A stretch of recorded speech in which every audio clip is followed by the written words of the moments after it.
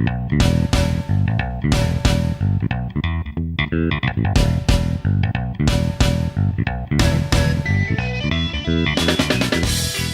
name is Salem, and I teach AP World History, AP Government and Politics, and then I have a regular at grade level Government and Politics class my student teacher is teaching right now.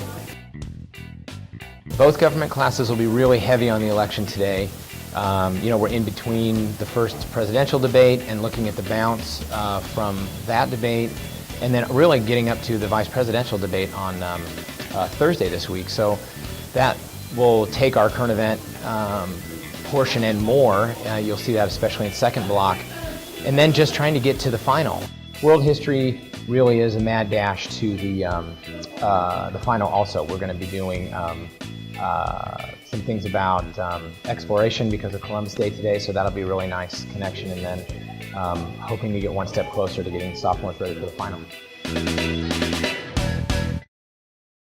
I think really good teachers are almost working all the time. I mean, even on the weekends or just being in the community, they're collecting different ideas and angles and thought processes about how to approach their curriculum. And maybe I think that way because with social studies, our curriculum is in the newspaper and our curriculum is, at the farmer's market. All those things are relevant to what we're doing. Or the city council meeting is our curriculum. No one's willing to risk a campaign without television advertising, because if you lose, you only get one shot, right? But there doesn't seem to be a lot of really hard data on how much a media storm helps or hurts you. I think the best strategy, at least for here on the block, is I have a really sound series of unit plans, so I know where I need to go. For example, we have finals this week on Thursday and Friday. And so I'm constantly thinking about the overarching plan. That's pretty concrete, but then the minute-to-minute is, whatever comes up. If there's a fire drill because the weather's nice, that's an adjustment we need to make. If a student is having a crisis and we need to alter some things, those things happen. And then more importantly, in a class like Government and Politics, if a controversial issue or a current event just breaks, sometimes that derails your lesson plan, but it's more important than what we were going to do. And he's got to show that this is not a fluke, according to Politico, right? So that'll be really important. I think a lot of what goes on is this kind of hyper-organization about where do I need to be at the end of the day today, but where do I need to be at the end of Wednesday next week? And that can be really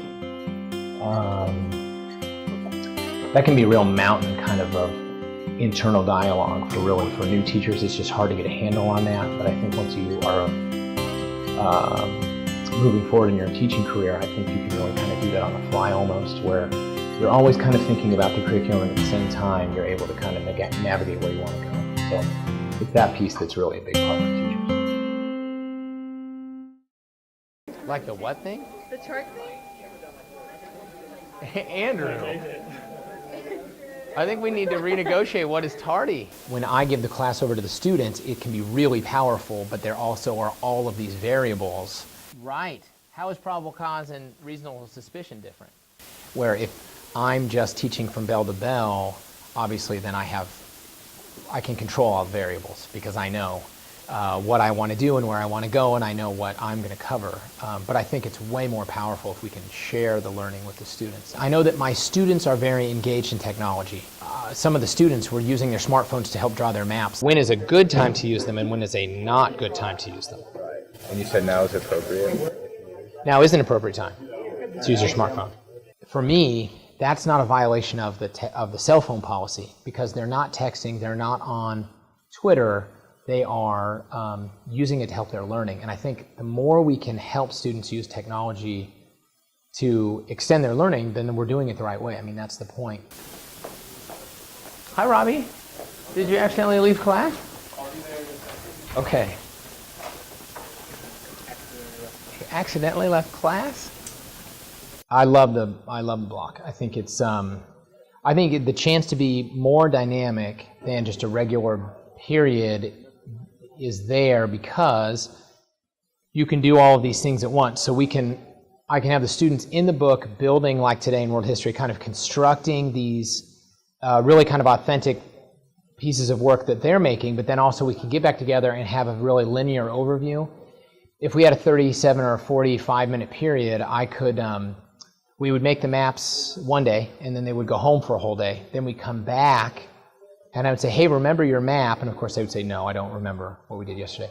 They were in their books, they were working with their groups, and then we were all together, and I could give them kind of the Cliff's Notes or my version of what I hope they pulled out of the book with their partner, all in the same day. And I think that's really powerful. So the first week or two he was here, he was almost sitting and watching, and then he was teaching, we were team teaching, and now it does kind of look like it's a chance for me to get caught up on cross-country emailing and grading essays and things like that. But really he is taking those baby steps and having to deal with the little things like, can he get his kids logged in to their presentations, and what do you do if you can't? And if he's kind of out on a limb there having to problem solve that really helps his growth. And so my role is the things that we saw that he and I were doing at lunch and before the bell rings, and where we're communicating about, okay, so you need these handouts, now where are you going with this? We had a student that has mono, what kinds of materials does she need that we can send home tomorrow? So there's a lot more consultation now on my part, where I'm kind of checking in with him. You know, I was in his classroom 2 or 3 times first period, kind of erroneously dropping things off just to see how's it going, is everybody asleep, are they, mistakenly checking fantasy football scores or something that he would never do. And then it looks pretty good, so okay, I can go back to, attending some other things and kind of staying in the neighborhood. We have 3 different ways we could cut the workout back today, but still get a lot of quality, because we're at Pinehurst Park. Yeah. So what I really need you to do is, I think it's one of the best things I do for student relationships, because I can, make time to meet my students on their level in between, like, transitions in the classroom and before and after class and in the hallway. But, I get so much access to students by being their coach. So after school today, we'll all be out of Pinehurst Park. But when you turn the corner, I want that to be a stride out. There's this kind of other interaction where I was just at their house for a spaghetti feed last week, let's say, or we were all working concessions at the football game together, and all of those little things add up to just gaining access to students. If they didn't do very well on a quiz, I know them so well, we can have a really disarmed conversation about retakes or study habits or things like that. And so I think the coaching piece is amazing for building student relationships.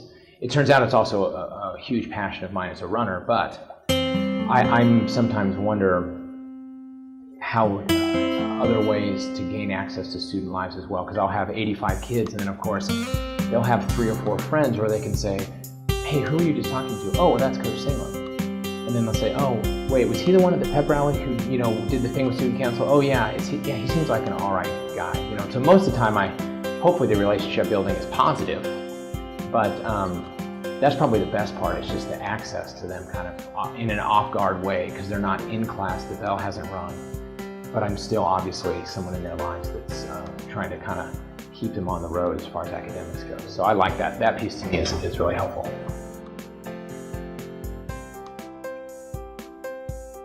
Well, for sure it's the students. Our old department chair used to say that it's the students that keep us young, and now that I have children of my own, have been teaching for a while, that makes sense to me that the energy from the students is amazing, and I also have kind of a sincere interest in my subject area. So government, especially during an election year, is amazing. World history has always been something I've been interested in, so the combination of those 2 things has just been perfect for me.